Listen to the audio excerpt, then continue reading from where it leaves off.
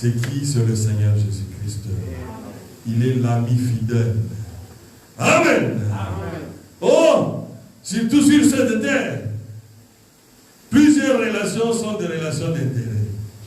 Mais lui, il est l'unique qui nous a aimés sans intérêt. Amen. Il nous a aimés même quand on n'était pas aimable. Oh, comment nous ne pouvons pas l'aimer? Je vous salue tous dans le précieux nom de notre Seigneur Jésus-Christ. Nous sommes dans la joie d'être dans la maison de notre Père.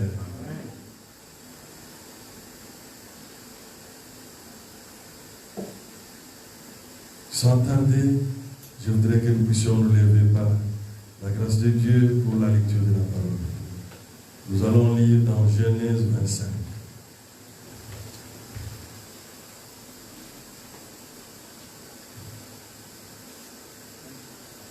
À partir du verset 29.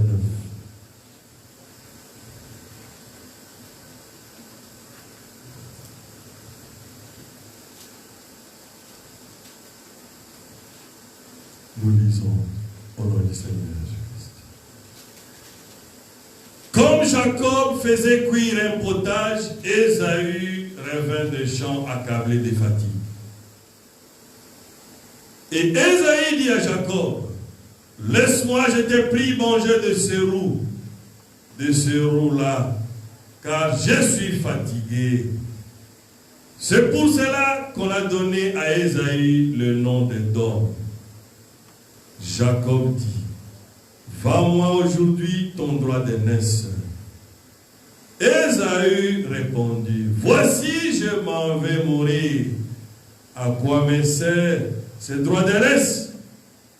Et Jacob dit, jure-le-moi d'abord.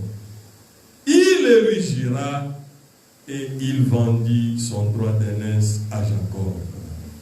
Alors Jacob donna à Ésaü du pain et du potage de lentilles. Il mangea et but, puis s'éleva et s'en alla. C'est ainsi qu'Ésaü méprisa le droit d'aînesse. Amen. On va à 27 c'est juste à côté. Chapitre 27. Ouais. À partir du verset 27 jusqu'à 30, mais on va s'arrêter quelque part. Jacob s'approcha et le baisa. Isaac sentit l'odeur de ses vêtements, puis il les bénit et dit, voici l'odeur de mon fils est comme l'odeur du champ, comme l'odeur d'un champ que l'Éternel a béni. Que Dieu te donne de la rosée du ciel et de la graisse de la terre, du blé et du vin en abondance. Que deux peuples te soient soumis et que deux nations se prosternent devant toi, sois le maître de tes frères et que les fils de ta mère se prosternent devant toi. Maudit soit quiconque te maudira et béni soit quiconque te bénira. Isaac avait fini de bénir Jacob et Jacob avait à peine quitté son père Isaac qu'Ésaü, son frère, revint de la chasse et il dit aussi, il fit aussi un mets et qu'il porta à son père. Il dit à son père, que mon père se lève et mange du gibier de son fils, afin que ton âme me bénisse. Isaac, son père, lui dit, qui es-tu? Et il répondit, je suis ton fils aîné Ésaü. Isaac fut saisi d'une violente émotion. Et il dit, qui donc?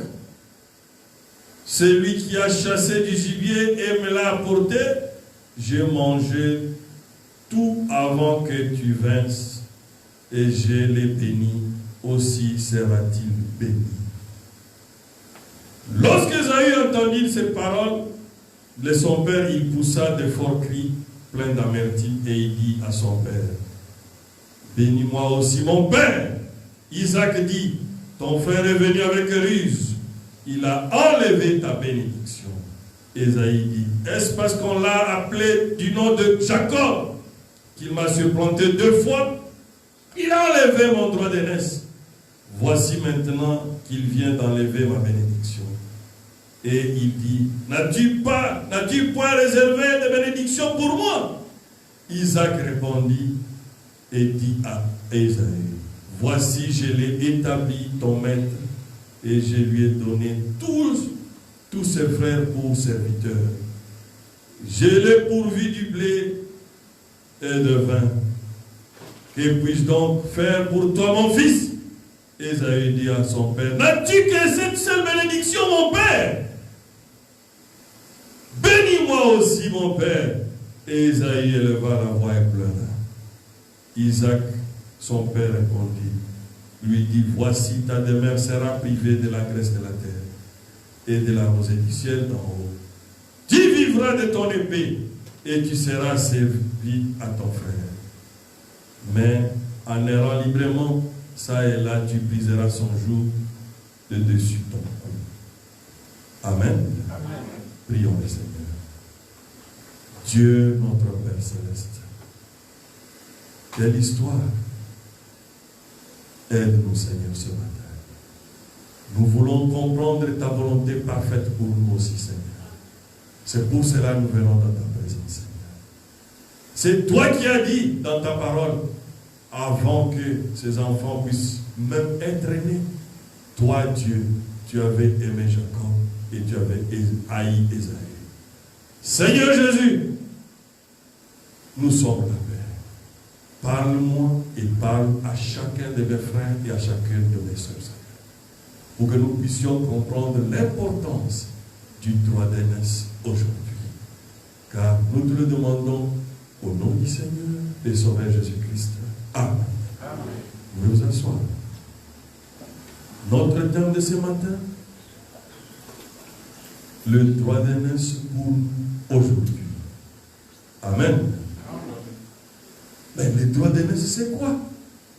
C'est juste une priorité d'âge, mais qui était, dont une bénédiction était liée. Amen. C'est ça. Parce que c'est celui qui était né en premier qui avait cette bénédiction-là. Le droit d'aînesse, c'est juste ça. Une priorité d'âge. Amen. Pourquoi Jacob voulait tant ses droits d'aînesse? Parce que quand Isaac s'est marié, la Bible dit qu'il s'est marié à 40 ans. Et puis, ils ont fait 20 ans sans avoir d'enfant. C'est qu'il a atteint combien? 60 ans. Alors, un jour, Isaac est allé prier Dieu. Il a tellement prié Dieu. Mais Seigneur, ça fait 20 ans que je suis marié. Donne-moi aussi des enfants. Et Dieu a écouté. Dieu a permis que Rebecca puisse tomber enceinte. Ah! Je crois que Rebecca pouvait déjà approcher la quarantaine, ou presque 30 et quelques. Si elle s'était mariée à 16 ans, c'est qu'elle pouvait avoir 36 ans, par exemple. Alors, quelle grossesse! Rebecca ne dormait plus. Elle dit, oh Seigneur, même si j'avais besoin d'enfants, mais ce qui se passe dans mon ventre ici, je ne comprends plus. C'était la guerre permanente dans son ventre. Alors, elle est allée aussi prier. Elle dit, Seigneur, je veux savoir qu'est-ce qui se passe maintenant dans mon ventre. J'avais besoin d'enfants, mais la souffrance que j'ai aujourd'hui, elle devient insupportable. Et quand elle a prié, Dieu lui a parlé. Oh, ma fille Rebecca, tu ne sais pas, dans ton ventre, il y a 2 nations qui se battent. D'ailleurs, moi, Dieu, je vais te dire aujourd'hui, moi, j'aime le plus jeune. Amen. Amen. D'ailleurs, c'est lui qui aura le pouvoir sur son grand frère. Ah! Ça n'existait pas. À ce moment-là, il n'y a que le fils aîné qui avait tout le pouvoir. Alors, Rebecca dit, si j'ai dit ça à Isaac, ah non. Isaac ne va même pas croire. Il dit, c'est impossible. Ici, on connaît que l'aîné, c'est l'aîné. Respect absolu. Toutes les bénédictions à l'aîné. Ah! Alors, Dieu lui a dit, ne parle même pas à ton mari. C'est ton secret entre moi et toi. Amen. Amen. C'est ça. Il faut aussi des fois avoir un secret avec Dieu. Parce que Dieu sait pourquoi il a donné ce secret-là à Rebecca. Il a dit qu'il y a 2 nations qui se battent. Si tu lis, les jours même qu'ils étaient nés, il y a eu une scène terrible. Esaïe sort, Jacob les tient sur la cheville là. C'est que la guerre a continué même pendant la naissance. Quelle naissance! Alors Dieu a regardé. Esaïe, c'était un homme, un garçon modèle, un bon chasseur. Mais il n'était pas juste dans son cœur. Mais Isaac, la Bible dit qu'il aimait Ésaü plus que Jacob. Alors Dieu a dit, ah, comment ma parole va s'accomplir? Ah, s'il y a une chose que Dieu est capable de faire, ou il est capable de veiller, c'est sa parole. Amen. Sa parole reste infaillible. Alors Dieu a dit, pour que Isaac puisse bénir Jacob, je n'ai qu'une seule formule. Amen. Amen. Quelle est la formule? Isaac doit devenir aveugle. C'est vrai. C'était la volonté parfaite de Dieu. Pourquoi? Parce que si Isaac avait la vue toujours en bon état, Isaac allait avoir difficile à bénir qui? Jacob. Parce que quand nous avons lu, au verset 27, il a dit, oh, je sens l'odeur de mon fils. Amen. C'est quoi? Jacob, même quand sa mère lui a dit, aujourd'hui c'est toi qui dois aller pour avoir la bénédiction, Jacob a refusé. Il a dit à sa mère, je risque d'être maudit. Parce que quand papa va découvrir que ce n'est pas moi, Esaü, ça risque de tourner très mal contre moi. Alors Rebecca dit, non, moi j'ai ce secret-là depuis que vous êtes nés. Amen. Prends courage, c'est toi qui dois être béni. C'est ce que Dieu m'avait dit.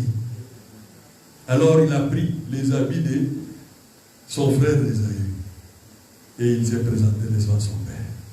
Oh! Même Isaac, malgré qu'il était aveugle, il dit, la voix c'est la voix de Jacob. Amen. Mais les mains, ce sont les mains d'Esaü. Oh! Quelle confusion! C'est que Dieu avait un plan pour toutes choses. Amen.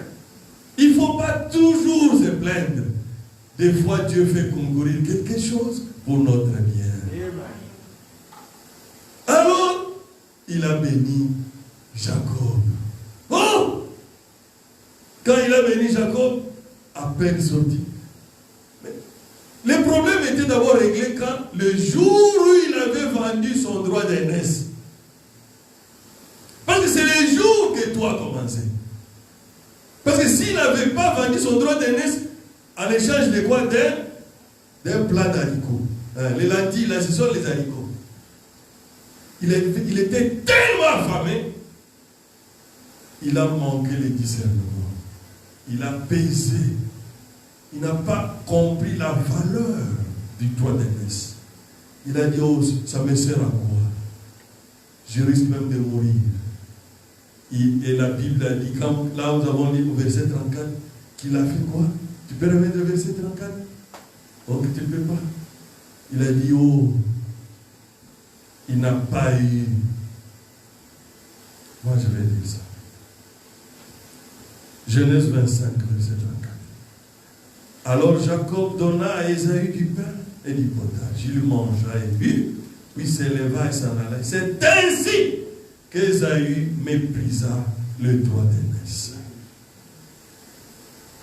Ce jour-là, il pensait que c'était un jeu. Mais pour Jacob, ce n'était pas un jeu. Ah, vous savez ça? Pour Jacob, lui, c'était déjà depuis dans le ventre là. Ah, il s'est disputé, il voulait cela. Mais aujourd'hui, le droit d'aînesse, c'est quoi? C'est le baptême du Saint-Esprit. Amen. Nous allons lire, vous verrez que le prophète l'a dit, avec précision. Le désir du droit d'aînesse dans Jacob représente pour nous aujourd'hui le baptême du Saint-Esprit. Un jour, Dieu avait rejeté qui? Saül. Alors, Dieu a envoyé Samuel dans la maison d'Isaïe pour chercher un roi à. Et quand il est allé là-bas, oh! La Bible dit que même Samuel, quand il a vu Eliab, il a dit, voilà les garçons que j'ai cherchés. Voilà les costauds, l'aîné de la famille. Certainement, ça doit être lui que Dieu m'a parlé pour venir oindre ici. Oh! Mais quand il s'est avancé, Dieu l'a rejeté. Oh! Tous les 6 garçons d'Ésaïe sont passés un à un et Dieu a rejeté un à un. Alors, même le papa des enfants a oublié David. Il a dit au prophète, oh, Samuel, mais tous mes enfants là sont finis. Oh! Alors le prophète a dit, non, Dieu ne peut pas me tromper. Amen. Amen. Dieu m'a dit de venir oindre un de tes enfants. Alors le papa, C'est le petit là, David. D'ailleurs, il est là, dans la brousse, en train de s'occuper de brebis. Alors, il dit, amenez-moi le petit David. Et la Bible dit, quand David a été encore à quelques mètres du prophète, le prophète est déjà sous l'onction. Amen. Et quand il est venu, il a reçu l'onction de Dieu. Oh! Le jour que David a reçu l'onction de Dieu, sa vie a changé. Quand vous lisez la Bible, c'est après avoir reçu l'onction de Dieu que l'élu est venu pour arracher une brebis de sa bergerie là-bas. Et quand il a pris la brebis, oh! David savait quoi? Cette onction égale, bientôt je serai roi en Israël. Amen. Alors pour lui, David a eu l'assurance bénie. Il a dit, rien au monde ne me tuera avant que je sois roi en Israël. Frère, quelle assurance bénie! Le prophète dit que David pouvait peser environ 45 kilos. Et le lion pèse pas moins de 200 kilos. Quand le lion a pris la brebis, David n'a pas reculé. Il a dit, même ce lion ici, c'est rien. Il a poursuivi le lion. Et quand le lion a vu que David venait, il a voulu attaquer. C'est David qui a attaqué le premier. Et il a tué le lion. L'ours maintenant, c'est quoi? Quand cette onction-là, pour David, représente le baptême du Saint-Esprit.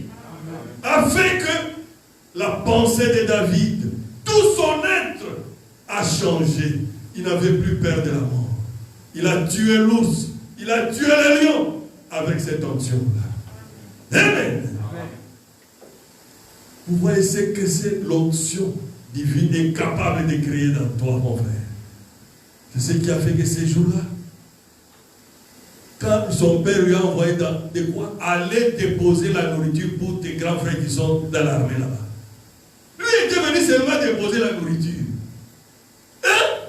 Mais il entend, il y a un Philistin là qui est en train de défier l'armée de l'Éternel. Un Philistin qui Goliath, en train de dire, on n'a pas besoin de beaucoup discuter, que Israël envoie son champion. Et moi je suis ici. C'est lui qui va tuer l'autre, alors son pays aura la victoire. Goliath, frère, regardez ce que la Bible dit. Il avait la tête presque 3 mètres. Son doigt ici, c'était 30 et quelques centimètres. Oh! Quand il marchait, la terre bougeait. Poum, poum. Commençant par Saül. Or, Saül était le plus géant de tout Israël. Vous savez ça? La Bible dit que sa tête dépassait tout Israël. Mais lui est en train de trembler. Parce que c'est lui qui devrait relever les défis. C'est le roi. Parce qu'à ce moment-là, tous les rois étaient des guerriers. Mais notre roi Saül est en train de trembler. Alors le petit David est venu là. Il a donné la nourriture. Et puis il a entendu le monsieur là en train de défier. Oh, il a posé la question. On va donner quoi à celui qui va tuer ces Philistins? Oh! Alors ce grand frère a dit, toi tu as toujours été orgueilleux comme ça. Tu cherches des problèmes. Il dit, non, mais vous êtes en train de trembler. Dites-moi, quelle est la récompense? C'était quoi la récompense? Le roi tremblait tellement, il a dit, bon, celui qui va tuer ces Philistins, je vais lui donner ma fille aînée comme épouse. Ah, c'est comme ça. Il dit, bon, ça va. Moi, je vais tuer ces Philistins-là. Oh! Saül, il tremblait. On peut dire quoi? 1 Samuel 17, 34 à 35. Vous verrez. À partir de 33. C'est que Saül tremblait comme jamais. Mais Saül dit à David, tu ne peux pas aller te battre contre ces Philistins, car tu es un enfant. Amen. C'était juste un enfant. Lui, il est qui? un homme de guerre dès sa jeunesse. Goliath était de la descendance des guerriers.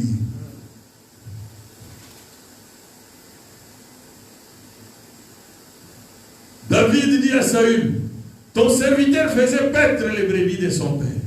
Et quand un lion ou un ours venait enlever une du troupeau, je courais après lui, je le frappais et je l'arrachais la brebis de la gueule. Et s'il se dressait contre moi, je le saisissais par la gorge, je le frappais et je le tuais. C'est ainsi que ton serviteur a terrassé le lion, l'ours.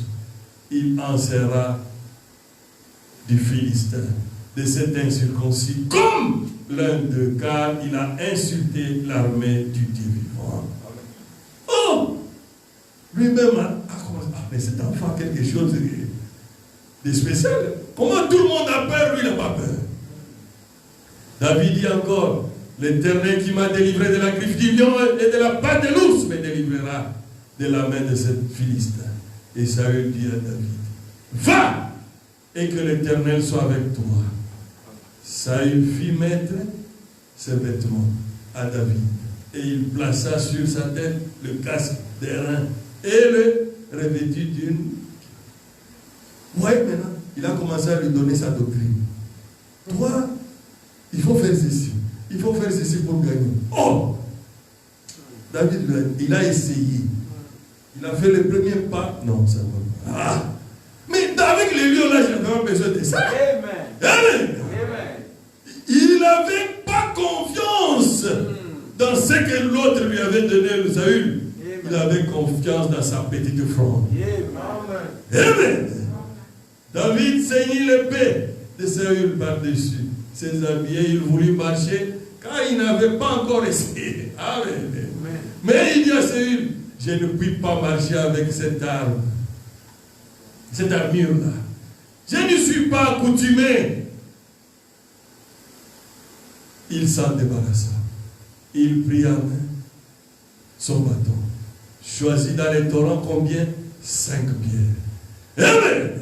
Mais pourquoi 5 pierres? Pourquoi 5 pierres? Ça représente quelque chose. Ça représente Jésus. Jésus a 5 lettres. Il a pris pas 6. Il a pris 5 pierres. 5 aussi représente quoi? La grâce de Dieu. Amen.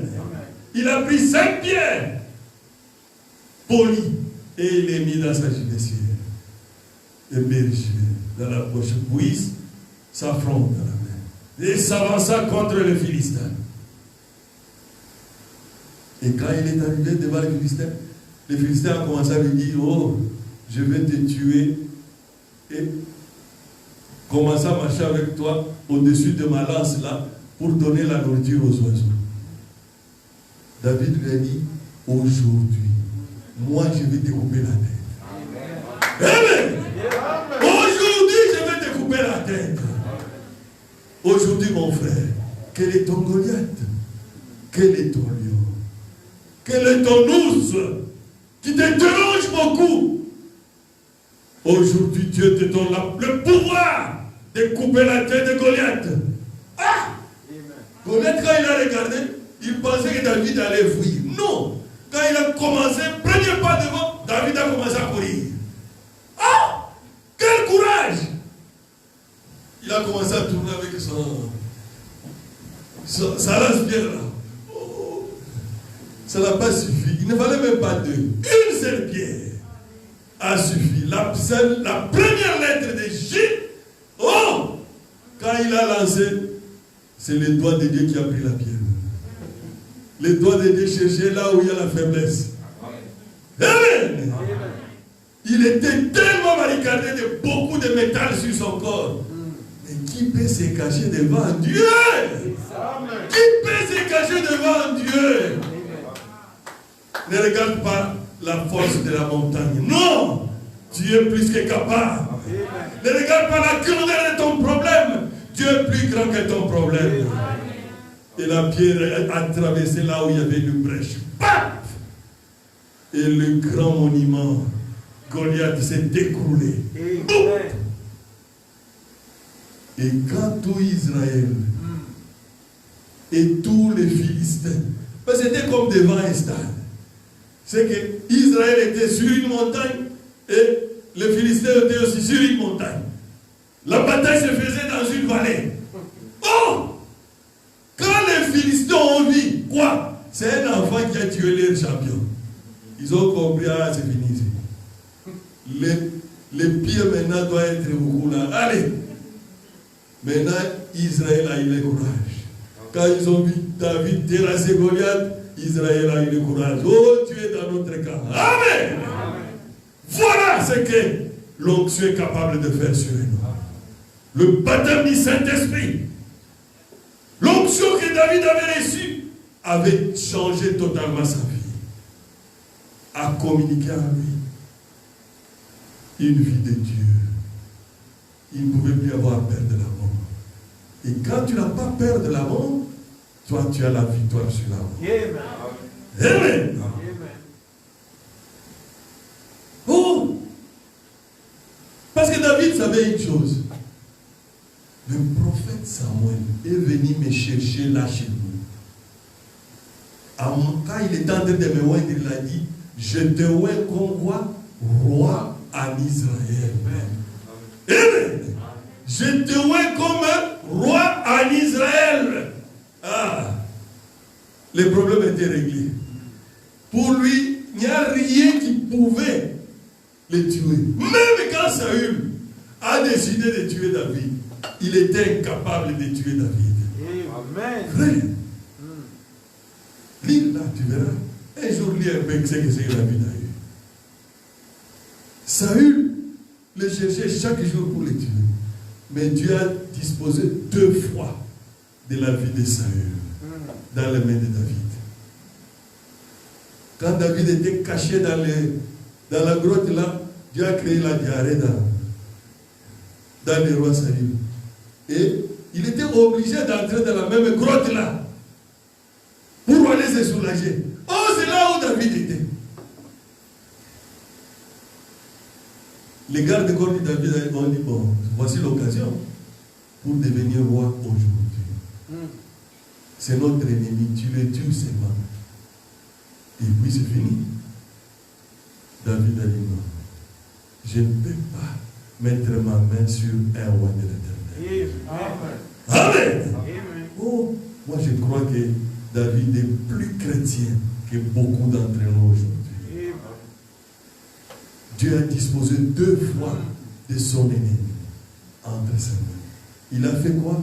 Il a coupé le pan de sa robe là, du roi. Et quand Saül est sorti, et David est sorti, il lui a dit, tu vois, Dieu a disposé de ta vie entre tes mains. Mais moi, je t'ai épargné. Oh! C'est quoi ça? Ne cherche pas à te défendre. Amen. Parce que quand tu te défends, tu risques de briser la parole de Dieu. Parce que Dieu n'a même pas permis qu'on puisse tuer Caïn. C'est écrit dans la Bible, n'est-ce pas? Il a dit que je vengerai Caïn combien? 7 fois ou 70 fois si quelqu'un les tue. C'est pour cela, la peine de mort, Dieu n'a pas autorisé ça. Même si l'homme pêche comment, tu n'as pas le droit de tuer un autre parce qu'il a tué quelqu'un d'autre. Non. Non. C'est pour cela la guerre des religions est la plus mauvaise, mon frère. La plus mauvaise des guerres. Parce que la guerre des religions, un homme te tue avec conscience tranquille, pensant rendre un service à Dieu. Non, Dieu n'a jamais dit ça. Parce que le premier meurtrier, Caïn, Dieu n'a jamais autorisé qu'on puisse le tuer. Alors de cœur de droit, ta religion te dit de tuer un autre parce qu'il ne croit pas la même chose que toi. Que Dieu ait pitié de nous. Amen. Que Dieu vraiment ait pitié de nous. Pas une fois, 2 fois. 2 fois. Dieu a disposé de la vie de Saül entre les mains de David. Et à 2 fois aussi, il n'a pas tué. Il a dit non. Je ne veux pas aller vite devenir roi. Dieu sait quand est-ce que tu seras roi. Amen. Amen. Chaque chose a son temps. Quand tu as l'assurance bénie, le Saint-Esprit, c'est fini, la peur de la mort n'est plus là. Vérifie un peu la peur de la mort que tu as dans ton cœur. Si tu as vraiment encore la même peur de la mort, comme avant, c'est que quelque chose est encore.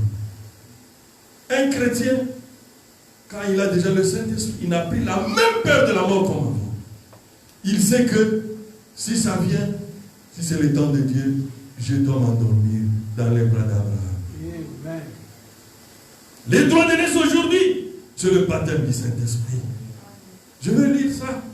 C'est dans Questions-réponses du 23 décembre 1959.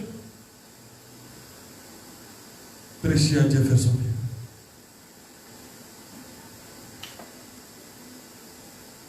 Paragraphe 61 et 62.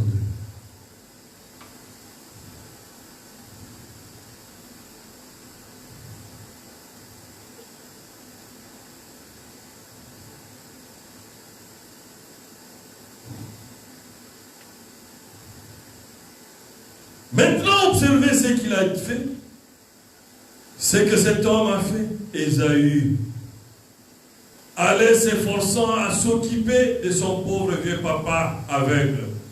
Jacob, apparemment, ne se souciait même pas de ce qui lui arrivait. Mais il y a une chose que Jacob voulait, c'était le droit d'aînesse. Qu'importe les fréquences, la manière de l'obtenir, le niveau auquel devrait se placer, tout ce qui l'intéressait, c'était les droits d'aînesse. Et Ésaü nous dit, la Bible a méprisé son droit d'aînesse. C'est ce que la Bible dit. La Bible dit qu'il ne vienne parmi vous aucun impudique vaniteux, comme cet homme mauvais Ésaü. Il a méprisé son droit d'aînesse et il a vendu pour un plat de lentilles. Or, un droit d'aînesse, qu'est-ce que c'est? Ce sont deux. C'est un droit. Voilà ce que j'essaie de vous dire maintenant. Le Saint-Esprit est votre droit d'aînesse. Amen. Le Saint-Esprit est votre droit d'aînesse. C'est votre droit d'aînesse. C'est le droit que Dieu vous a donné. Bon, aujourd'hui, les gens disent, je vais aller à l'église, je suis aussi bon que les autres. Mais moi, agir comme l'un de ces exaltés, moi, pas question. Bien, espèce d'Ésaü. Voyez, ça revient quand même, c'est mépriser les droits d'aînesse. En effet, lui, il a échangé contre un plat de lentilles. C'est que des fois on est incapable de supporter une petite tribulation pour Jésus. Est-ce qu'il allait mourir vraiment de la faim? Non. Parce que des fois Dieu permet une situation pour voir jusqu'à quel niveau tu peux tenir ton honneur comme chrétien. Amen. Amen. Ah oui. Aujourd'hui, il y a toujours plein de chrétiens bon marché, prêts à se vendre à n'importe quel plat, comme Ésaü. Pourquoi ne pas résister à cette tentation un peu? Tu es un fils de Dieu. Même si tu as faim, même si tu veux avoir un travail, ne vends pas ton droit d'aînesse. Amen. Parce qu'il y a des actes que tu peux poser que tu vas regretter. Amen. Parce que Ésaü pensait que c'était un jeu. Il a pleuré. Il a dit même à son père, c'était l'unique bénédiction que tu avais. Et son père n'a pas eu froid aux yeux. Il lui a dit, non, c'est fini. Tu seras assujetti à ton petit frère. Amen. Résistons aussi. Parce qu'aujourd'hui, qu'est-ce qu'on dit? Pour réussir. Oh, actuellement, tout le monde fait ceci. Hein? On veut vivre comme tout le monde. Toi, tu es un fils de Dieu. Tu es une fille de Dieu. Tu sais combien tu coûtes? Tu vaux 10 000 mondes. Amen. Amen. Pas 10 000 mondains, non, 10 000 mondes. Amen. Si c'est l'argent. Tu veux vendre ton droit d'aînesse pour l'argent. Aujourd'hui, tu peux avoir l'argent et ça peut passer. Comme tu peux en avoir et aussi un jour mourir, qu'est-ce que ça va te servir? Amen. Si tu as vendu ton droit d'aînesse. Qu'est-ce qu'on ne voit pas aujourd'hui? Les gens, même pour passer à l'université, font des pactes avec le diable. Des professeurs d'université vous disent, oh, moi je dois te parrainer. Tu veux devenir comme tel éminent. Ça va te servir à quoi? Amen. Si cet éminent-là n'a pas le Saint-Esprit. Amen. Parce que la Bible dit, la souffrance du temps présent ne serait comparable à la gloire à venir. Il y a une gloire qui nous attend, mon frère. N'oublie pas cela. Parce que le diable profite quand tu oublies ce que tu dis. Et il te dit, tu es ici seul, dans l'obscurité. Et tu peux faire ce que tu veux. Personne ne te voit. Aucun frère dans les parages. Tu es en vacances ici loin. Ou en Italie ou en Grèce. Tu peux faire ce que tu veux. Moi, je vais te donner une réponse que tu peux dire au diable. Amen. Amen. Dis-lui, c'est vrai. Ici, je ne vois pas les pasteurs. Je ne vois aucun frère. Amen. Je ne vois aucune sœur. Mais je te dis, toi, le diable, je suis certain d'une chose. Jésus est avec moi. Au nom de Jésus-Christ. Quitte-moi. Va loin de moi. Amen. C'est qui ça? Un fils de Dieu. Une fille de Dieu qui connaît sa position. Ce n'est pas l'obscurité qui va faire que tu n'es plus chrétien. Ce n'est pas la distance qui va faire que tu n'es plus chrétienne. Tu dois savoir que l'œil de Dieu est sur toi. Pourquoi les gens pêchent? Parce qu'ils se représentent que personne ne le voit. Mais si tu sais dans ton cœur que le Seigneur Jésus-Christ, il est le même hier, aujourd'hui et éternellement. Pas seulement ça, il est l'omniscient, il est l'omnipotent et le défaut de lui omniprésent. Amen. Il connaît toutes choses. C'est pour cela pourquoi il avait rejeté Ésaü. Il faut voir la vie d'Ésaü. On vient de lire le prophète, un impudique. Dieu savait déjà, avant la préscience, avant qu'il puisse naître, qu'Ésaü sera un impudique. C'est pour cela que Dieu l'avait rejeté. Toi, tu es un fils de Dieu. Tu ne dois pas vendre ton droit d'aînesse. Tu dois savoir ce que tu coûtes. Tu vaux cher pour Dieu. Le Seigneur a payé un prix pour toi. Son sang était tellement précieux. Quand il a pesé et voir comment te gagner, oh, il a dit, je préfère mourir pour gagner cette épouse. Amen. Parce que beaucoup de gens sont embarqués par un mouvement. Oh, aujourd'hui, pour passer facilement, voilà ce qu'ils vont faire. Il y a même des points sexuellement transmissibles. Il y a même d'autres qui se font sodomiser pour avoir un poste au travail. Oh, mon frère! Aujourd'hui, si Dieu permet, tu as $1 million. Mais ça n'enlèvera pas la tâche là. Tu vas en souffrir toute la vie. C'est comme une fille vierge. Quand elle perd sa virginité, c'est fini. Il n'y a rien d'autre qui pourra encore établir cela. C'est quoi ça? Il faut faire attention. Quand on pose un acte, tu dois savoir, est-ce que ça, mon Dieu, est d'accord? Parce que tu risques de le regretter toute la vie. Amen. Amen. Aujourd'hui, nous avons honte même de nous afficher publiquement notre chrétienté. Alors que les enfants du diable n'ont plus honte. Eux savent qu'ils vont aller à l'enfer. Mais nous qui savons que nous allons au ciel, on a honte au travail de dire à son patron que moi je suis chrétien. Amen. Amen. Il doit savoir ton identité. Ah oui. Ce n'est pas ce salaire-là qui va te bloquer d'entrer au ciel, non. D'ailleurs, si le patron commence à te malmener, Vous savez, des fois, nous ne savons pas ce que nous représentons, frère. Amen. Si un patron commence à te malmener, ou quelqu'un, si tu pries sincèrement, tu es capable d'écarter la personne sur ta chemin. Amen. Vous savez cela? Amen. Moi, un monsieur venait au temps de Mobutu, de SNIP, nouveau Kouaner, déranger chez moi là, à la boulangerie, quand j'avais une boulangerie à ma campagne. Un soir, je lui donnais les pains gratuitement, même l'argent.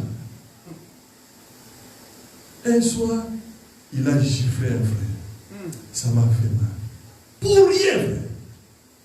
Parce que le frère a traîné pour sortir, je crois, un sachet de pain pour lui donner. Il a giflé, ça m'a fait mal.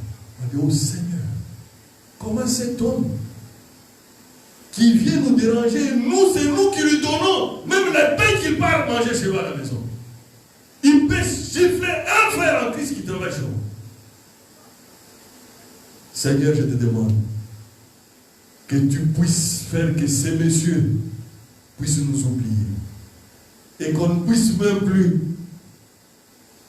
faire qu'ils ne puissent plus venir ici nous déranger. Je te le demande au nom de Jésus-Christ. J'étais tellement sincère. Oh! 2 ou 3 ans après, mon fils Gédéon avait fait une crise à l'école. On m'a appelé, je suis allé, j'ai prié et qu'on est allé à l'hôpital. Frère, Dieu écoute les prières. Le monsieur est là, on s'est rencontrés dans la salle d'urgence d'Engaliema. On était face à face. Dieu a effacé complètement sa mémoire.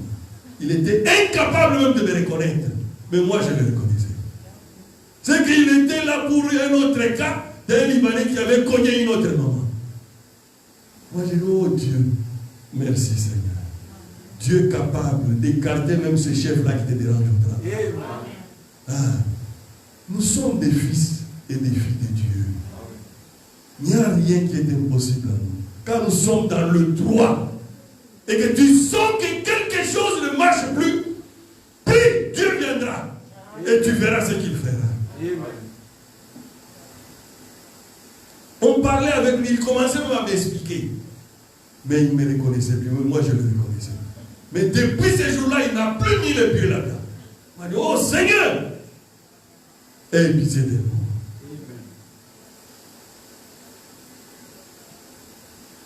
Un jour, je ne sais pas si j'avais raconté ça un jour. Un frère était parmi les rebelles au Kivu. Vous avez déjà entendu ça? Alors, il trouve une église de message. Alors le frère est entré là-bas. Mais lui, il était militaire dans la rébellion. Il a dit, aujourd'hui, on va voir qui est chrétien dans cette église. Alors, on a pris tout le monde. On les a mis dans une salle. On a pris les pasteurs. On a dit au pasteur, si tu peux régner Jésus, alors on te laisse la vie sauve. Mais si tu ne régnes pas Jésus, nous allons te tuer.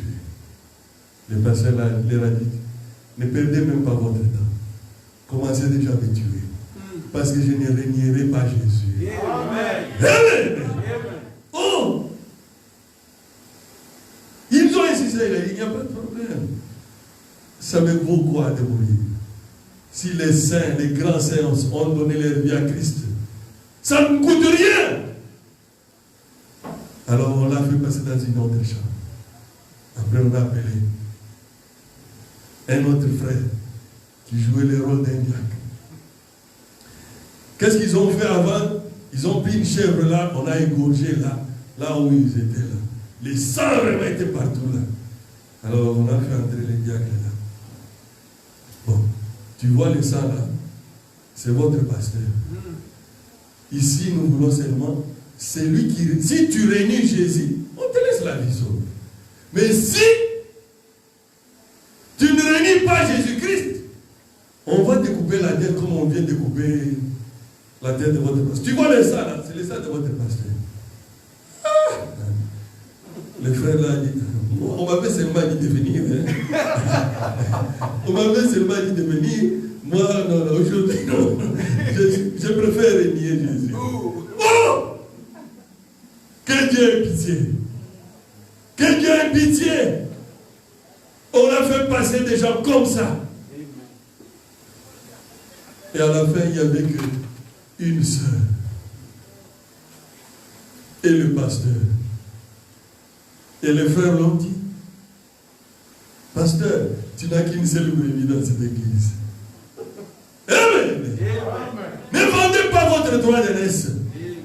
C'est le diable peut-être qui veut voir à quel niveau vous êtes capable de résister. C'est ce qu'il y a eu avec le troisième sœur. On leur a dit, si vous reniez et vous vous agenouillez devant cette statue, on vous laisse la vie sauve. Sinon, on va vous jeter. Mais on dit, ô roi, même si Dieu est capable de venir nous secourir, mais même s'il ne vient pas, oublie que nous allons adorer cette statue. Voilà. Dieu aime ces défis comme ça. Et le témoignage sera encore plus grand. Amen. Le témoignage, ton témoignage sera encore plus grand. Si tu fais quoi? Tu résistes jusqu'à la fin. Amen. Ce matin, tout le monde est entré dans la douche, n'est-ce pas? Amen. Amen. Qui peut entrer dans une douche et ne pas avoir l'impact d'eau sur son corps? C'est impossible, n'est-ce pas? Le Saint-Esprit aussi, c'est une réalité. Amen. Amen. Ce n'est pas une imagination. C'est une réalité, mon frère. Quand ça viendra, tu sauras que quelque chose s'est passé dans toi. Amen. Tu dois sentir que quelque chose s'est passé en toi. Parce que comme tu as senti l'eau dans la douche, certainement, le Saint-Esprit aussi aura l'effet sur ton corps. Amen. Amen. Oui. Le prophète a prêché le Saint-Esprit sans sensation. Amen. Amen. Nous croyons, c'est la parole de Dieu. Oui, c'est la parole de Dieu. Quand il dit le Saint-Esprit sans sensation, c'est-à-dire le jour que tu as reçu le baptême du Saint-Esprit, il peut arriver que tu ne tombes pas. Il peut arriver que tu ne sentes pas une forte onction. Il peut arriver que tu ne sentes pas un effet spécial. Mais le Saint-Esprit sans sensation va produire les fruits dignes du baptême du Saint-Esprit. Amen. Parce que le fruit du baptême du Saint-Esprit sans sensation doivent se manifester, mon frère. Beaucoup de gens aujourd'hui, beaucoup d'églises du message se sont renfermés par là. Ah, ils disent, non frère, nous avons eu le baptême du Saint-Esprit sans sensation. Toute l'église. Ah, c'est un peu difficile. Hein? Ah, je crois, comme c'est le prophète qui l'a dit. Mais les fruits aussi doivent se manifester dans votre vie. Les fruits, c'est quoi? Tu avais une vieille colère là. La colère te quitte. Ce n'est pas ça. Tu dois être toi-même le premier témoin d'expérimenter le baptême du Saint-Esprit en toi. Même s'il était venu sans sensation sur toi. Mais un jour tu verras agenouillé dans ta chambre. Tu pries, tu ne sais même plus le temps, combien tu étais à genoux. Tu pries, tu ne sais plus combien de temps tu as fait à genoux. Tu pries. Les larmes commencent à couler. C'est quoi? C'est Dieu qui te confirme que tu es déjà scellé du Saint-Esprit. Amen. Parce que tu ne peux pas dire que tu as le Saint-Esprit sans sensation et ta vie ne change pas. Tu continues à critiquer comme hier. Tu continues à parler du mal comme hier. Ah, mon frère. C'est quel Saint-Esprit que tu as? Parce que la plus mauvaise position qu'on peut avoir, c'est s'imaginer qu'on a déjà le Saint-Esprit quand on ne l'a pas encore. Amen. Parce que quand la personne, c'est encore mieux qu'il y a le Saint-Esprit qui s'ignore encore. Amen. Ce qui est aussi difficile. Parce que je viens de dire que tu ne peux pas entrer dans une douche et sortir sans sentir le fait de l'eau sur toi. Amen. Oui. Il faut seulement observer ta vie. Tu verras, avant tu n'étais pas patient. Tu commences à être patient. Qu'est-ce qui s'est passé? c'est que Dieu a commencé le travail. On ne change pas par baguette magique d'un coup, non. C'est que c'est un à un qui va commencer à te quitter. Amen. Tu vas commencer à voir, toi qui aimais de mauvaises choses, dès que tu tombes sur ça, le Saint-Esprit dit, un chrétien ne regarde pas ça. Amen. Et tu sautes directement. Et c'est comme ça qu'on avance avec Dieu.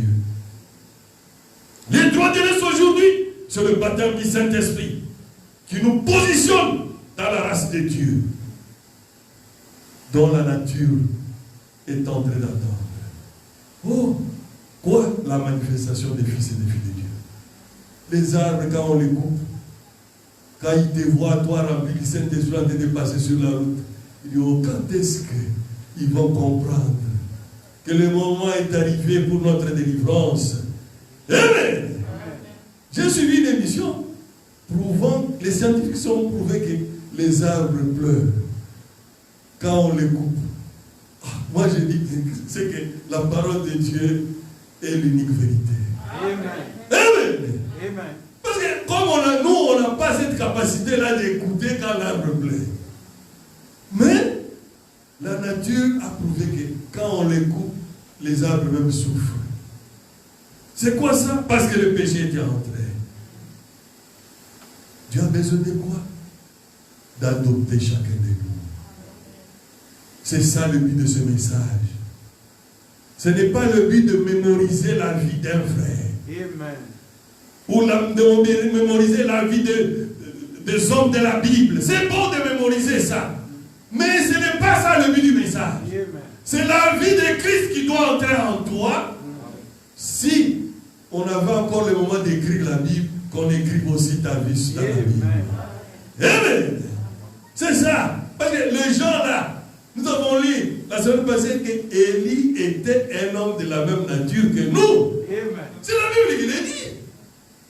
Il n'était pas spécial, il était un homme de la même nature que nous. Mais il avait prié avec insistance. Et la pluie s'est arrêtée pendant 3 années. Après, il a encore prié avec insistance et la pluie est venue. Dieu est capable de le faire. Dieu veut t'adopter. C'est ça le plan de Dieu. Il a fait avec Frère Branham. Un jour, Dieu a voulu lui montrer qu'il avait adopté. Ils sont allés quoi? À la chasse. Et la tempête est venue. Amen. Parce que quand Dieu t'adopte, c'est-à-dire, ce que tu dis, Dieu agrée cela. Il a dit, Seigneur, je demande que cette tempête s'arrête et que le soleil brille combien? 4 jours. Et ça s'est accompli à la lettre. C'est quoi? Dieu voulait vous montrer que dans cet âge, il veut adopter ses enfants. Et que William Branham est le prémisse de l'âge. Il est celui qui atteint la maturité avant nous. Nous, chacun de nous doit atteindre ce niveau-là pour espérer aller dans l'enlèvement, mon frère. Amen. Oh. Le plan original de Dieu, c'était que les animaux mangent les herbes. Oui. Parce que dans le jardin d'Éden, les lions ne mangeaient pas les autres. Non. Les tigres ne mangeaient pas les autres. Ah, est-ce que c'est vrai? Oui. Nous allons lire. Le prophète a dit que c'est le diable, c'est le démon, c'est Satan qui a mené toutes ces choses. C'est pour cela qu'il a promis le millénium. Le millénium, c'est quoi? C'est pour montrer à nous, à l'humanité, qu'il a enlevé la malédiction. Parce que Dieu, dans la première alliance, il avait dit à Adam et Ève, le jour où vous mangerez ces fruits, qui est au milieu du jardin, vous mourrez certainement. Amen. Et les jours qu'ils ont mangé, ils sont bons. Hein? Les gens disent, oh non, ils ne sont pas morts le même jour. Non. Un jour pour Dieu, c'est 1000 ans. Et Adam, après le péché. Parce que le temps commençait à courir après le péché. Je disais toujours ça, mais aujourd'hui, je lis ça. J'ai vu le prophète le dire. Alors j'étais très content. C'est que, quand Adam et Ève, avant le péché, ils étaient à l'éternité. Hein? On ne sait pas combien de milliers d'années ils ont fait ensemble. Ça, on ne sait pas. Mais quand le péché est entré, le temps a commencé à compter. Amen. Et c'est ce que nous avons aujourd'hui ici. On peut lire Ésaïe 65, 25. Pour vous montrer qu'au millénium, on ne va plus manger la boule. Les loups et l'agneau paîtront ensemble. Les lions, comme le bœuf, mangeront quoi? De la paille. Amen. Et le serpent aura la poussière pour nourriture. Il ne se fera ni tort ni dommage sur ma montagne sainte, dit l'Éternel. C'est ça le millénium. Dieu va montrer maintenant que nous sommes capables de faire 1000 ans. Ésaïe 11, à partir du verset 6. Les loups habitera avec l'agneau. Est-ce que les loups d'aujourd'hui peuvent habiter avec l'agneau? À l'école, on avait étudié quoi? Les loups et l'agneau, n'est-ce pas? Les loups étaient en train même de créer l'infraction pour l'agneau, pour rien. Oh, tu es en train d'abîmer l'eau chaque jour. Or, l'agneau était en aval du loup. Comment il peut abîmer l'eau qui est hors? C'est les loups qui étaient en amont. Il cherchait l'infraction, comment les manger. Le loup habitera avec l'agneau, et la panthère se couchera avec les chevreaux, le veau, le lionceau et le bétail qu'on engraisse seront ensemble. Un petit enfant les conduira. La vache et l'ours auront un même pâturage, leurs petits un même gîte. Et les lions, comme le bœuf, mangera de la paille. Amen. Moi, je crois que c'est ce que Dieu avait fait comme miracle dans l'âge de Noé. Parce qu'il faut voir. Vous savez que Noé avait fait combien de temps dans l'âge? Ce n'est pas 40 jours. Il a fait une année. Si vous lisez bien la Bible. L'âge a navigué pendant une année. Alors, imaginez un peu si les lions devaient continuer à manger la viande dans l'âge. Il allait manger tout le monde jusqu'à Noé, tout le monde. Certainement, il y a eu quelque chose qui s'était fait là dans l'arche. Dieu les avait retournés à l'éternité. Amen. Comme Dieu avait fait aussi que les habits et les souliers des Israélites ne s'usaient pas pendant 40 ans. C'est quoi? Dieu, il est libre de faire ce qu'il veut. À son temps, pour nous prouver quoi? Son amour. Parce qu'il n'y avait pas de magasin dans le désert. Comment ils allaient s'approvisionner des habits et des souliers? Dieu a dit, bon, ça ne va pas s'user. Amen. Or, s'il y a un endroit qui use les souliers, c'est le désert. Même les habits, c'est le désert. Mais Dieu a fait un miracle. Pourquoi? Pour prouver son amour. Amen. La chute d'Adam et Ève a amené la mort sur la terre, sur toutes les espèces. Les lions commencent à manger les autres. Les arbres souffrent. Tout à leur niveau. Dieu était même obligé de tuer une brebis. Pourquoi? Parce que l'homme a failli à la première alliance. C'était une alliance difficile. Parce qu'il y avait un interdit. Il y avait une condition. C'est pour cela, quand il a voulu maintenant refaire une alliance avec l'homme, il a dit non. Si je dois encore mettre une condition, l'homme va encore échouer. Amen. Alors il a fait la seconde alliance, une alliance inconditionnelle. Il a choisi Abraham parmi tous les idolâtres. Vous savez que dans les jardins d'Adam avant la chute, Adam et Ève étaient égaux. Oui, ils étaient égaux. C'est pour cela. Ève était même partie sans demander la permission. Parce qu'ils étaient égaux. Pourquoi? Oui, il y a un verset qui dit. Parce que Dieu a dit maintenant que désormais, tout ce que tu as besoin, l'homme dominera sur toi. Amen. C'est la preuve que l'homme, avant, ne dominait pas sur elle. Parce que sinon, il ne dirait pas que désormais l'homme dominera sur toi. Tu vas enfanter avec douleur et l'homme dominera sur toi. Et tous tes besoins seront portés à l'homme.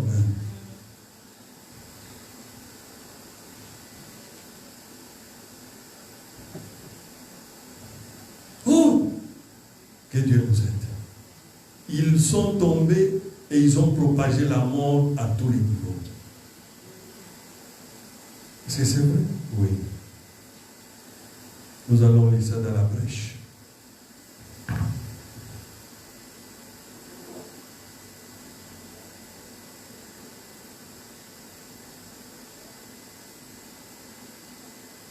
La brèche entre les 7 âges d'église. Paragraphe 91. Et quand la nature et les gens, comme le dit la Bible, soupirent, ça montre qu'il y a quelque chose qui ne sont pas dans un état dans lequel ils devraient être. Amen. C'est qu'ils ne sont plus dans l'état qu'ils devraient être. C'est pour cela qu'on soupire. Ils sont tombés de quelque part. Ça, on a besoin de personnes pour nous l'interpréter. Oui, nous tous on est sûrs, certains qu'on est tombés de quelque part. Voyez, en effet, bien sûr, nous savons que c'est de la vie éternelle qu'ils sont tombés. Amen. C'est ce que je disais là. Il dit que c'est de la vie éternelle qu'ils sont tombés. Ils ont perdu leur droit à la vie éternelle par la chute d'Adam et Ève, qui, dans le jardin, sont tombés de la vie éternelle dans la mort. Ils ont entraîné avec eux toute la nature qui leur était assujettie. Je disais qu'avant la chute, ils étaient dans la vie éternelle. Et tous les animaux, tout le monde était bien. Ils n'avaient même pas besoin de travailler pour manger. Non. Tout était à leur portée. 92, 92. Avant Adam, jamais un arbre ne mourait. Avant Adam, un animal n'aurait pas eu à mourir. Il n'y a qu'une chose qui ne peut pas mourir, c'est Dieu. Parce qu'il est éternel. Et le seul moyen pour nous d'être gardés de la mort, c'est d'avoir en nous la vie éternelle, d'être des fils et des filles de Dieu. Mais, en mourant, comme je le disais dans le message de ce matin, pour pécher, nous avons vendu notre droit d'aînesse et nous avons traversé l'abîme. Or, de cet autre côté de l'abîme, nous sommes hors de la portée de Dieu. Bien sûr. Adam, quand il est tombé de la mort, il a partagé la mort à toute la création. Or, c'est que quand ils sont tombés, la Bible ou le prophète dit que nous avons traversé l'abîme. On a quitté la vie éternelle. La Bible dit qu'on les avait chassés du jardin d'Éden et on a placé quoi? Les deux chérubins avec l'épée. Amen. Or, il lui avait été donné le libre arbitre. Cela leur avait été donné, tout comme nous, pour pouvoir faire un choix. Or, Adam et Ève au commencement avaient devant eux un arbre de bien et du mal. Et c'est le même arbre qui est placé devant chacun de nous ce matin. Sans exception. Vous voyez, Dieu ne fait pas pour Adam ou pour Ève. Vous dites, mais c'est leur faute. Le prophète dit que non, plus maintenant. Chacun aussi est devant la même situation comme Adam et Ève. Il dit, mais non plus maintenant. Car de votre faute, c'est de votre faute à vous maintenant. Vous ne pouvez pas mettre la faute sur Adam maintenant. Vous devez la mettre sur vous-même parce que le bien et le mal sont placés devant vous. Les conditions sont les mêmes pour nous ainsi que pour Adam et Ève. Alors quand l'homme est tombé, alors Dieu a promis un pays où coule les lait et les miel. Amen. je me demandais pourquoi Dieu a promis un pays où coule le lait et le miel. Alors que, après la chute, même la vie, pour qu'elle puisse continuer, il faut qu'il y ait la mort. C'est ça, non? Oui, il faut qu'on coupe les légumes. On doit tuer la poule pour que toi tu vives. On doit tuer la vache pour que nous puissions continuer à être en bonne santé. Mais lui, il a promis un pays où coule le lait et le miel. Amen. Qu'est-ce qui est caché dedans? Vous savez, Dieu est toujours parfait. Le lait et le miel, c'est les deux nutriments où on n'a pas besoin de l'amour. Amen. Tu n'as pas besoin de tuer la vache pour avoir du lait. Amen. Tu n'as pas besoin de tuer les abeilles pour avoir le miel. Parce que la mort n'est pas dans l'ADN de Dieu. Amen. Il nous a promis un pays où coule le lait et le miel. Où il y a la vie. Où il n'y a pas la souffrance. C'est pour cela qu'il a créé quoi? Une alliance inconditionnelle maintenant. Il a dit, l'homme ne peut pas tenir à son serment. Il a choisi Abraham, qui était idolâtre. Oh, nous sommes presque à la fin. De Abraham est venu Jacob, qui avait le désir du droit d'aînesse. Oui, Ésaü lui avait négligé cela. Aujourd'hui, tout le monde condamne Ésaü d'avoir vendu son droit d'aînesse. Mais aujourd'hui, oh, on vend Jésus plus cher même. On condamne Judas, que Judas avait vendu Jésus à 30 pièces d'argent. Mais aujourd'hui, les gens vendent Jésus plus cher. Nous-mêmes, peut-être, à cause d'un petit avantage, tu es prêt à hypothéquer ta chrétienté. Oh, que Dieu ait pitié de nous. Maintenant, beaucoup de gens veulent vendre Jésus plus cher. Oh, surtout dans les églises de réveil, qui a $500, qui a $1000. Et ils pensent toujours qu'ils sont avec Dieu. Ah, c'est grave. Hein? C'est pour cela que le prophète a dit qu'on ne peut plus condamner Adam et Ève. Nous sommes devant le choix. Amen. Chacun doit faire un choix aussi. Amen. Qu'est-ce que tu as fait comme choix? Qu'est-ce que ta vie fait? Est-ce que ta vie attire ou éloigne quelqu'un dans ton quartier? Qu'est-ce que ta vie produit comme influence à l'école, au service? La vie d'un chrétien, la vie d'un homme ne s'écrit pas au brouillon. Chaque jour, nous écrivons notre vie au propre. Parce que tu ne pourras jamais reculer le temps pour corriger quoi que ce soit. C'est pour cela que nous sommes appelés à veiller sur ce que nous faisons. Nous prêchons aujourd'hui sur quoi? Le droit d'aînesse pour nous aujourd'hui. C'est quoi? C'est le baptême du Saint-Esprit. Parce que Isaïe, quand il avait négligé cela, il n'a pu récupérer cela. Dieu veut que nous puissions prendre notre vie au sérieux.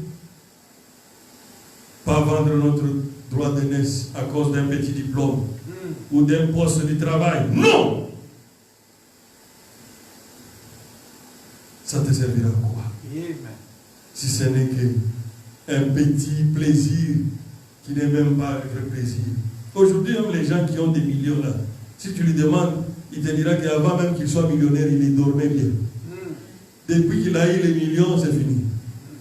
L'État est là, la famille est là, tout le monde est là. La Bible même dit à quoi sert à un homme d'avoir encore tout ça, si ce n'est que d'observer cela. Parce que ça ne sert plus à rien. Attention mon frère, ma soeur, il y a des actes que tu peux poser et le regretter toute ta vie. Dieu veut que toi aussi, tu puisses comprendre ce que tu représentes sur cette terre. Tu représentes beaucoup pour Dieu. Tu vaux 10 000 mondes, papa. Les gens gênent pour le travail, pour le mariage, pour le voyage, pour avoir des papiers. Mais ils ne gênent pas pour avoir le baptême du Saint-Esprit. Or, nous devons chercher la perle. Ce qui est capital, Le reste, Dieu connaît que nous en avons besoin. Le Seigneur Jésus-Christ a besoin d'une épouse de caractère qui peut épouser le caractère de Christ, qui est formé par les souffrances de la fournaise ardente dans l'affliction. C'est pour cela la Bible dit, la souffrance du temps présent ne serait comparable à la gloire à venir. Amen. Amen. Les chrétiens bon marché, il est caractérisé par l'imitation des autres, l'hypocrisie, fausse humilité. Mais il ne supporte pas de souffrir pour Christ. Ah, quand ça arrive au moment où il doit souffrir pour Christ, ah non, je ne saurais pas. Alors, ce sera difficile. Là, Dieu n'aura pas besoin de toi. Là, tu auras difficile à voir même le baptême du Saint-Esprit. Un chrétien doit avoir un caractère. Même le prophète a donné l'exemple d'un prince d'Afrique. Oh, quelqu'un voulait acheter un esclave. Quand il est venu, il avait un jeune garçon qui marchait toujours tête haute. Alors le monsieur a dit non, je veux l'acheter. Non, non, il n'est pas là. Il dit mais pourquoi? Il dit non, il n'est pas à vendre, c'est tout. Mais est-ce qu'il mange? Il est le chef des autres. Il dit non. Est-ce qu'il mange plus que les autres? Il a des faveurs plus que les autres. Il a dit non. Mais qu'est-ce qu'il fait qu'il est différent des autres? Il a dit oui. Moi aussi, ça m'avait troublé. Un jour, j'ai posé la question. On m'a dit qu'en Afrique, là où il était un fils du roi. Amen. Il était un fils du roi. Même ici, il n'a pas oublié cela. Il sait qu'un jour, quand il rentrera, il sera roi. Amen. Alors le prophète a dit, oh, pourquoi nous avons une mémoire courte comme ça? Nous sommes des fils et des filles de Dieu. Amen. Dieu a un programme pour chacun de nous. Amen. Nous sommes des princes et nous sommes des princesses. Ne vends pas ton droit d'aînesse. Ésaü et Judas, leurs noms étaient dans le livre de vie de l'agneau. Mais leurs noms ont été effacés parce qu'ils avaient vendu leur droit d'aînesse. Le prophète l'a dit dans question-réponse. Je ne peux pas tout lire aujourd'hui. Parce que j'ai besoin de lire quelque chose à la fin qui va nous aider, qui va nous réveiller. L'onction de sur David a fait de lui quoi? La tête de sa famille. Amen. Amen. Mais oui, qui connaissait encore après l'onction que David avait eue? Est-ce qu'on connaissait encore les Eliab? C'est fini. Il était devenu la tête de la famille. Le roi même d'Israël. Le premier homme que Dieu a témoigné, l'homme selon son cœur. Le droit d'aînesse, le baptême du Saint-Esprit fera que toutes les bénédictions que Dieu a promis puissent se manifester dans chacun de nous. Amen. Ou se matérialiser. Oh, je voudrais qu'on lise ça. Deutéronome 28. Souvent, on lit ça à la fin de l'année. Alors aujourd'hui, je voudrais qu'on lise ça ensemble. Si on peut lire ça ensemble, ce sera une bonne chose. Amen. Soyez attentifs. Deutéronome 28, à partir du premier verset. Toi, tu es allé directement simple. Ah, vous avez dit, hein? Bon, on commence avec cette même problème. L'Éternel te donnera la victoire sur tes ennemis qui se lèveront. Ils sortiront par un seul chemin et ils s'enfuiront devant toi par sept chemins. L'Éternel ordonnera à la bénédiction d'être avec toi dans les greniers et dans toutes les entreprises.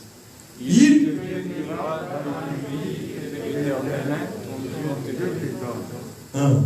Tu seras pour l'Éternel un peuple saint, comme il te l'a juré, lorsque tu observeras les commandements de l'Éternel ton Dieu, et que tu marcheras dans ses voies, tout le peuple verront que tu es appelé, ils te craindront. L'Éternel te comblera de bien en multipliant le fruit de tes entrailles, le fruit de tes troupeaux, le fruit de ton sol, l'Éternel agirait à tes pères de te donner. L'Éternel t'ouvrira son bon trésor. Les cieux Pour envoyer à ton pays la pluie en son temps pour bénir tous les travaux des tes mains.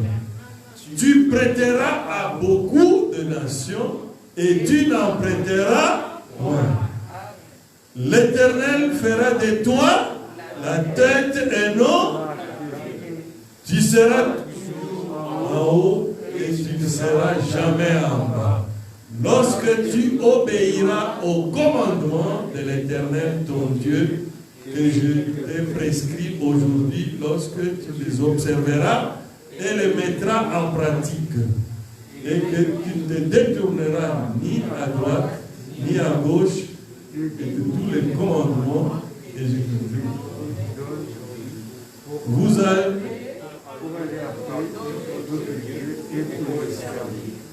Amen. Il a dit qu'il ordonnera à la bénédiction de délocaliser. Amen. Oh! Mais à une condition, de aussi observer ces commandements, d'avoir le droit d'aînesse. L'épreuve n'est pas éternelle. L'épreuve, c'est pour un temps bien défini, pour nous donner un enseignement, pour nous aider à monter spirituellement. Dieu ne nous a pas promis la souffrance sur la terre. Non! Il a dit même que nous n'en prêterons pas. Nous allons commencer à en prêter aux autres. Amen. Oui, c'est ça. Nous devons croire cela pour que ça prenne vie. Ce n'est pas la parole d'un homme, ça, c'est la parole de Dieu lui-même. Celui qui a le Saint-Esprit soupire dans son cœur quand il voit le péché dans la ville. Amen. Il prie pour les méchants afin qu'ils se convertissent. Il a les soucis des âmes perdues. Chaque dimanche, je voudrais que chacun ait un petit devoir. Invite quelqu'un. Tu ne sais pas qui est qui. Des fois, l'apparence trompe. La personne que tu penses que c'est une prostituée, elle peut être une fille d'Abraham. Tu ne sais pas. Toi, invite seulement. Tu ne sais pas ce que Dieu est capable de faire. Parce que Dieu a confondu le prophète de l'âge dans un restaurant. Quand il a vu une femme prostituée, mal habillée, avec deux vieux là-bas, en train de jouer, il a dit, oh mon Dieu, c'est dans cette génération que mes enfants vont grandir, avec telle insanité. Dieu n'était pas content. Dieu lui a dit, Branham sort. Et il lui a montré comment le monde tournait. Comment lui, Branham, faisait des choses. Quand Jésus venait pour les taper, c'est le sang qui bloquait. C'est la main de Jésus qui bloquait. Et puis, Dieu lui dit, tu condamnes, alors que toi, moi, c'est moi qui a empêché que la colère de Dieu ne s'abatte sur toi. Oh, Branham a dit, oh Père, pardonne-moi. Il est venu, il a appelé la prostituée. Elle a dit, non, je suis déjà occupé. Le prophète a dit, non, ce n'est pas pour ça que je t'appelle. Quand j'étais entré ici, je me suis moqué de toi. Je me suis dit, oh, quelle vieille prostituée en train de jouer, de blaguer dans ce bar. Mes enfants vont grandir dans cette condition. Mais Dieu m'a reproché. Il m'a dit que tu es sa fille. Oh! Ça fait quoi? Or, la fille prostituée, elle était même une fille d'un pasteur. Elle a dit, oh, quand tu m'as dit que tu es le prophète Branham, mon cœur a bougé. C'est vrai, je ne sais pas comment je suis arrivé dans cette vie. Je n'ai pas grandi comme ça. J'étais une bonne fille. Je suis une fille d'un pasteur. Je ne comprends pas comment je suis arrivé à la fin dans cette situation. Oh, agenouillons-nous. Et ils se sont agenouillés dans ce restaurant-là. Il y a un réveil qui est tombé là-bas. Et il n'est plus rentré à la prostitution. Amen. Invite une personne. Ça peut faire quelque chose pour le Seigneur, pour le royaume de Dieu. Celui qui a le Saint-Esprit, il a les soucis des âmes perdues. Celui qui a le Saint-Esprit a la joie de partager le bonheur de Christ qu'il a dans son cœur. Ne regarde pas ce que l'homme fait. Dieu est capable de changer la personne. Ne les repousse pas. Mais comment ils vont venir à Christ si nous continuons à les repousser? Or, Dieu, peut-être, c'est par ton canal qu'il a créé cette voie-là. Amen. C'est lui qui a le Saint-Esprit. Aujourd'hui, Dieu te dit, tu es la prunelle de son œil. Tu es la prunelle de son œil. Il veille sur toi. Il a dit, si vous venez, ils viennent par un chemin, ils sortiront par cet chemin. Amen. Nous avons lu ça ensemble, n'est-ce pas? C'est qu'il veille sur ses enfants. Oh, aujourd'hui, beaucoup vendent leur droit d'aînesse à cause de la politique, de la popularité. Mais la popularité va t'amener où? Si c'est qu'elle est en enfer. Dieu a besoin, quand tu as le baptême du Saint-Esprit, que le droit d'aînesse d'aujourd'hui va te faire voir que l'autre te dépasse. Amen. Parce que quand tu vois que l'autre te dépasse, tu seras disposé même à écouter ce qui va sortir de sa bouche. Mais quand tu penses déjà que tu dépasses tout le monde, est-ce que tu as encore le temps d'écouter? La Bible même dit que la voix d'un pauvre n'est pas écoutée dans la famille. Vous savez ça? Mais ce n'est pas dans la maison de Dieu. Celui qui a le Saint-Esprit, il considère que celui qui a aussi le Saint-Esprit le dépasse. Alors nous allons lire dans posséder la porte des ennemis. Paragraphe 120. C'était qui? Une femme aveugle. Elle chantait tellement bien. On lui a dit, mais tu peux faire des millions avec. Oh, j'ai aimé ça. C'est pour cela que j'ai voulu lire ça. Elle a refusé de vendre son droit d'aînesse. Le prophète a dit, Elvis Presley a vendu son droit d'aînesse pour avoir quelques Cadillacs, pour avoir le succès, pour avoir les millions. Mais elle, oh, je vais vraiment lire ça. C'est dans posséder la porte de l'ennemi. Prêché le 23 août, le 22 mars 64.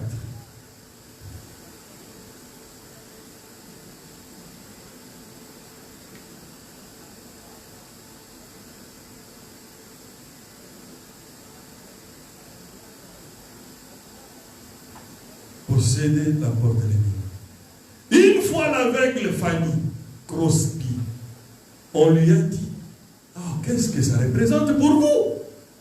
Elle n'avait pas vendu son droit d'aînesse comme l'a fait le pentecôtiste Elvis Presley, ou comme l'a fait Bonne de l'église du Christ, ou comme l'a fait Red Foley, qui ont vendu leur talent au monde. Ils ont une flotte de Cadillac, des millions de dollars, des disques d'or. Mais Fanny Crosby est restée fidèle. Elle est restée à sa place. Elle s'est écriée, ne me laisse pas, ô doux sauveur, écoute mon humble cri, pendant que tu es en visite d'autres. C'est un chant que nous chantons souvent. Oh, ne me laisse pas, toi, ma seule source de réconfort. Plus que la vie pour moi. Oh, qui ai-je sur la terre d'autre que toi? Qui d'autre au ciel pour toi que toi, Seigneur? Ils ont dit, oh, qu'en est-il si vous êtes aveugle? Quand vous arriverez au ciel? Elle a répondu, je le rencontrerai de toute façon. Ils ont dit, comment les reconnaîtrez-vous? Elle a dit, je les reconnaîtrai. Ils ont dit, Madame Crosby, vous pourriez gagner 1 million de dollars. Elle a dit, je n'en veux pas de ces millions de dollars. Amen. Comment les reconnaîtrez-vous? Elle a dit, je saurai que c'est bien lui. À son côté, je me tiendrai. Oui, je saurai que c'est bien lui. Si je ne peux pas le voir, je lui tâterai les mains pour le toucher, le marque des crocs. Elle a vaincu la porte de son ennemi. Oui, si vous êtes en Christ, il a dit, si vous demeurez en moi et que mes paroles demeurent en vous, demandez la clé que vous voulez. Demandez et que vous voulez vous posséder. Demandez ce que vous voulez et vous sera accordé. Si vous demeurez en moi et que ma parole demeure en vous, vous pouvez posséder n'importe quelle porte de l'ennemi qui représente devant vous. Vous êtes la postérité royale d'Abraham. Quel genre de porte se dresse devant toi ce matin, mon frère? Si c'est la maladie, vous en êtes plus que vainqueur. Si c'est le chômage, vous en êtes plus que vainqueur. Si c'est la pauvreté, vous en êtes plus que vainqueur, mon frère. Parle à ton Dieu, il fera quelque chose pour toi. Amen.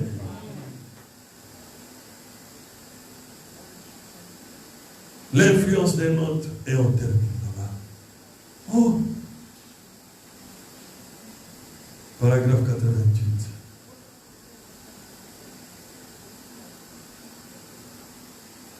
Ne vous laissez pas influencer par un homme qui vous offrirait une meilleure voiture ou une plus belle maison et vous amènerait à vendre votre droit de naissance. Amen. Même si ton patron te dit, bon, aujourd'hui, il sait que tu es chrétien.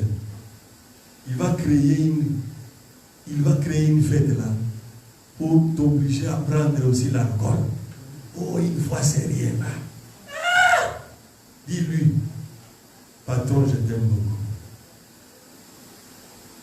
Ici, nous sommes dans une relation professionnelle. Amen. Moi, je prends le vin, oui, mais au jour de la Sainte Seine. Amen. Nous prenons ça à la Sainte Seine, pas au travail. Il dit que même s'il te donne quoi la voiture, ou il te donne même une maison, mais ne va pas soit le droit de naissance avec Christ. Oh, moi je dis, ne le faites surtout pas. Prenez garde à ce que vous faites.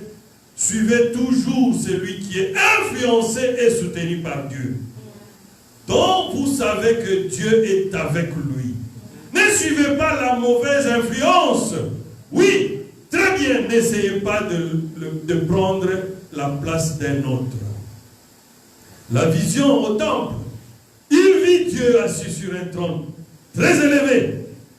Dieu étant élevé. Maintenant, vous voyez, le roi avait été. Ici, il parle de qui? d'Ésaïe. Ésaïe était influencé par le roi. Mais le roi, un jour, a voulu prendre la place du sacrificateur. Et Dieu l'a frappé de lèpre. Et puis, le roi Osias était mort. Ésaïe, maintenant, n'avait plus de modèle. Il était l'ami du roi Osias. Ah, Dieu maintenant dit ceci. Voyez, ce roi avait été pour Ésaïe un exemple. Ésaïe vit aussitôt que ce roi s'écarta de son appel. Dieu le frappa de lèpre. Alors Ésaïe pensa, que dois-je faire? Osias était mort. Il s'était beaucoup appuyé sur lui. Il se disait qu'il n'était plus, qu'allait-il faire? Oh! Moi, j'ai mangé chaque jour chez les rois. Maintenant, qu'est-ce que je vais devenir? La vie alors, il lui a apparu que tout, c'est comme si tout s'est terminé pour lui. Mais, que fit ce jeune prophète? Il se dirigea vers le temple pour prier. Il s'agenouilla devant l'autel et cria à Dieu. Dieu laisse, c'est ce que je voulais lire. Dieu laisse parfois les appuis nous être retirés. Amen. Ne sois pas le sauveur de toute ta famille. Ah, j'ai dit ça aujourd'hui. Quand tout le monde est là au Congo, c'est à toi qu'on doit appeler tout moment. Et tu es là chaque jour en train de faire. Non. Il faut leur apprendre que toi aussi, si tu es béni, c'est parce que tu es chrétien. Ils doivent aussi téléphoner au même Dieu que toi. dis ça? Parce que des fois, Dieu, s'il voit que tu commences à prendre la première place dans leur cœur, au lieu que Jésus puisse prendre la première place dans leur cœur, il va ôter l'obstacle. C'est ce qui est arrivé avec lui. Ésaïe, tout son espoir c'était en Osias. Alors Dieu a laissé que Osias puisse faire une erreur. Et Dieu a éliminé Osias. Pour amener quoi? Ésaïe à Dieu. Parce qu'Ésaïe n'avait plus d'appui. Quand il a manqué d'appui, il s'est retourné qui? Vers Dieu. Amen. Parce que tu ne prendras jamais la place de Dieu pour ta famille. Mais Dieu peut t'enlever de la vie si tu veux prendre cette place-là pour eux. Et ils doivent savoir que tout le monde a un seul Dieu, c'est le Seigneur Jésus-Christ. Personne ne peut pas prendre sa place. C'est pour cela qu'il dit que la chose que tu mets en premier, c'est ça ton idole. Alors si tu es un fils de Dieu, si tu aimes ta femme plus que Jésus-Christ, Dieu va enlever ta femme pour que toi tu puisses aimer Jésus-Christ. Si tu aimes ton mari plus que Dieu, il va enlever ton mari. Si tu aimes ton enfant plus que Jésus, il va retirer l'enfant à valeur. Pourquoi? Il veut qu'il puisse régner dans nos cœurs. Amen. Sinon, Ésaïe n'allait même pas faire l'expérience qu'il a vu là, le ciel s'ouvrir. Le pan de Dieu était tombé jusque dans les temples. Et puis quoi? Un chérubin a pris une braise ardente pour purifier Ésaïe. Et puis on a posé la question, qui enverrai-je? Amen. Ésaïe n'est plus resté la même personne. Quand Ésaïe a fait cette expérience, quand Dieu l'a détaché d'Osias, Ésaïe est devenu un canal pour passer vers Dieu. Amen. C'est ce que Dieu veut nous dire aujourd'hui. Il peut retirer certaines choses pour nous amener à rentrer à Dieu. Alors Dieu, je te dis ce matin, ton droit d'aînesse, c'est le baptême du Saint-Esprit. Je crois, Dieu va nous aider. Un jour, on aura des réunions successives comme ça. Et à la fin, nous allons prier pour le baptême du Saint-Esprit. Parce que manquez tout sur cette terre, mais ne manquez pas le Saint-Esprit. Tu peux avoir des millions, les millions ne t'amèneront pas au ciel. Tu peux avoir beaucoup de maisons, on ne va pas te poser la question là-bas, tu as fait quoi sur la terre? Non. C'est le Saint-Esprit qui va produire l'amour parfait. C'est l'unique signe que le ciel va reconnaître en nous. C'est le Saint-Esprit. Amen. C'est seul l'amour parfait qui entrera. Que Dieu bénisse.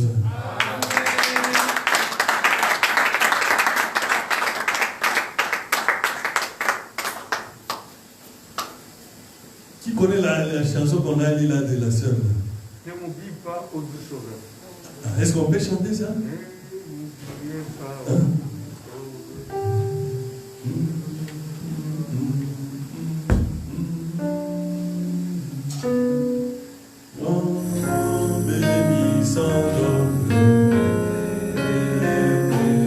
Jésus,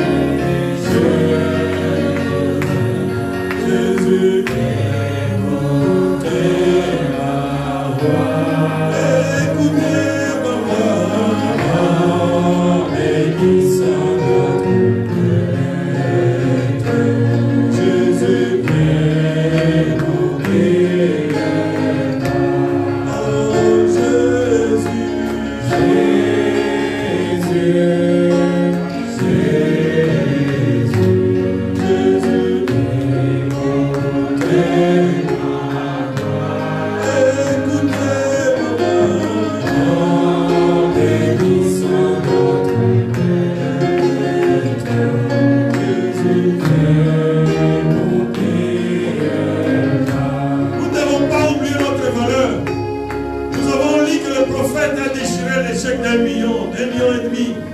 Aujourd'hui, nous avons vu une sœur qui a refusé $1 million pour ne pas vendre son droit d'aînesse. Oh, que cela puisse nous enseigner. Que cela puisse interpeller chacun de nous. On chante un couplet et nous allons prier.